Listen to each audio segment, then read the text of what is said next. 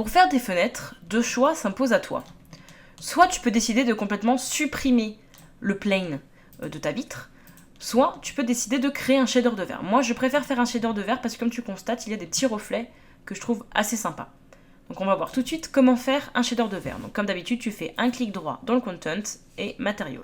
Tu le renommes, moi le mien s'appelle déjà vert. Donc la première chose qu'on va faire pour un shader de verre, c'est venir cliquer sur la base du shader. On va venir changer des petites options dans ces détails. La première chose qu'on va faire, c'est on va passer le opaque en translucent, forcément, puisque ça va être transparent. On va venir, suite à ça, donc descendre dans la colonne, jusqu'à ce que l'on arrive dans l'option Translucency.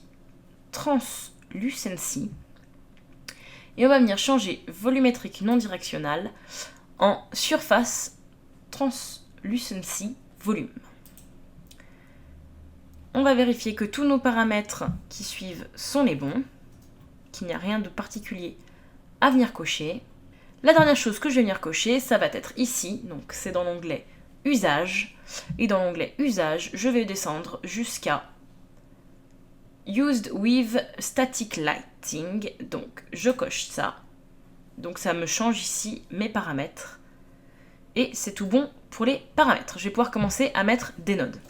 Donc tous les paramètres que je vais venir poser, ça va être des constantes. Et je vais venir en mettre 4. Donc 1, 2, 3 et 4. Le premier, je vais le laisser à 0. Et ça va être directement pour la roughness. Tout simplement parce que je vais avoir besoin d'un shader qui brille. Le but, c'est pas d'avoir des vitres sales, donc ça va être brillant. Je vais passer à 1 ma seconde valeur. Hop, donc dans sa value, je mets le 1. Et le 1, je vais le mettre pour la réfraction. Ça veut dire donc que le shader va refléter ce qu'il y a derrière, enfin être suffisamment transparent pour nous montrer ce qu'il y a derrière, mais pas trop quand même. Donc c'était que 3 constantes, parce qu'on va servir que du 1 finalement. Je vais mettre le 1 dans la base color et un 1 dans la métallique, puisque les effets sont proches du métal. Et enfin, je vais mettre ici un 0,5 que je vais venir placer dans l'opacity, pour qu'on voit quand même à travers, mais que ce soit pas non plus complètement invisible. Donc on voit quand même qu'il y a une petite vitre. Je vais venir appliquer mon shader et regarder tout de suite le changement qu'il m'a fait.